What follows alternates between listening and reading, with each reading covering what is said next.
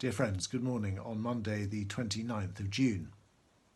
This week we're going to continue to listen in to Jesus' conversation with his friends at the Last Supper in John chapters 14 to 17.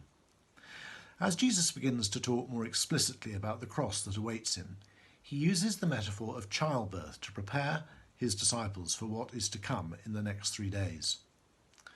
There's a jolly good reason that labour is called labour, because it's really hard work, particularly for the woman.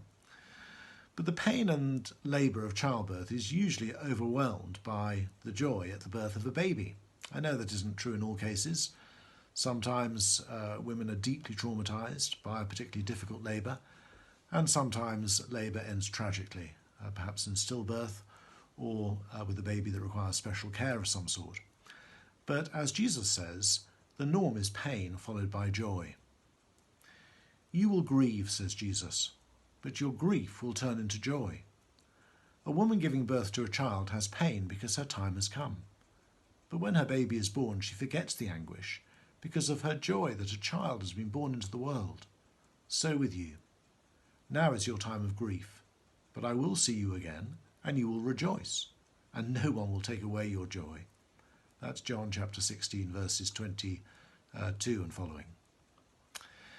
Now, when Jesus might have been thinking only of his own suffering, he lovingly prepares his disciples for the terrible anguish and pain that they're going to go through when he's taken away from them, when he's tried and mocked and flogged and eventually crucified. This will be their time of grief, but it will last for only a short time.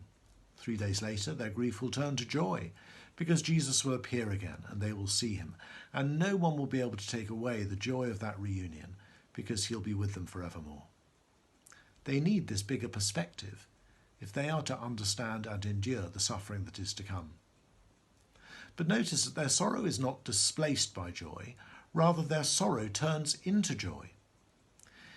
In normal childbirth, the same thing that produces the woman's agonising pain is what brings her overwhelming joy, the baby. And it's the same when it comes to the cross. Witnessing the humiliation, torture and execution of their beloved Lord and Master is the very thing that will bring them joy, an eternal relationship with him that will bring them joy forevermore.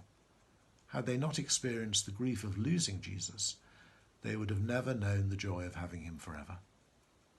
And what is true of the disciples' grief at losing Jesus is true of every grief that we go through. Had we not been through the heartbreak of bereavement, the darkness of depression, the humiliation of guilt, the anguish of betrayal, the desolation of loss, or the barrenness of despair, we would never have known the joy and sweetness of Jesus' comfort, light, forgiveness, friendship, delight, and pleasure.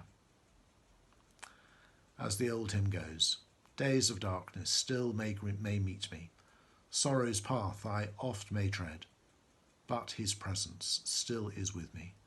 By his guiding hand I'm led. May he lead you today. God bless you.